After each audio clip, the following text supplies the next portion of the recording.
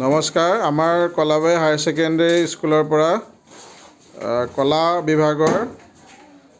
স্কুলৰ ভিতৰতে বা এই অঞ্চলটোৰ ভিতৰতে সৰ্বোচ্চ নম্বৰ পাই উত্তীৰ্ণ হৈছে তেওঁলোকে অশেষ আন্তৰিকতা আৰু কৃতজ্ঞতা জ্ঞাপন কৰিলোঁ তুমি কোৱাচোন তোমাৰ বিষয়ে অকণমান নমস্কাৰ মোৰ নাম নিশান্ত ঘোষ হয় মই এবাৰ কলাবাৰী উচ্চতৰ মাধ্যমিক বিদ্যালয়ৰ পৰা উচ্চতৰ মাধ্যমিক পৰীক্ষা অৱতীৰ্ণ হৈছিলোঁ আৰু আজি সুখৰ দিন মই এবাৰ 95% স্কুলৰ গৌৰৱ কঢ়িয়াই আনিছোঁ বহুত ভাল লাগিছে মা দেউতা বহুত কষ্ট কৰিছিলে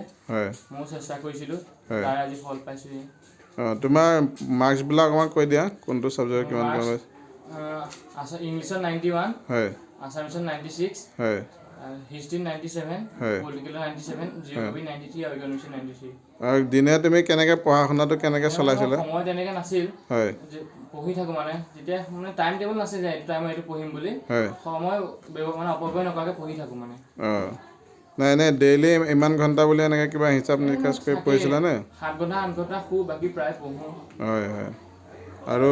স্কুলো থাকে কিবা টিউশ্যন লোৱা নাছিলা নহয় নিজে পঢ়িছিলা নে টিউশ্যন লৈছিলা অকণ সহায় এটা লৈছিলোঁ হয় ইংৰাজী ন আচ্ছা আচ্ছা ঠিক আছে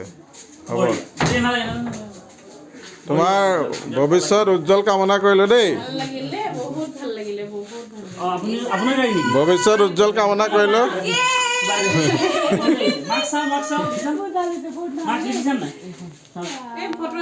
আমাৰ শিক্ষাগুৰুসকল নথৈ আনন্দিত হৈছে তোমাৰ ভৱিষ্যত জীৱন সুখৰ হওক সুন্দৰ হওক তাৰে কামনা কৰিলোঁ দেই ধন্যবাদ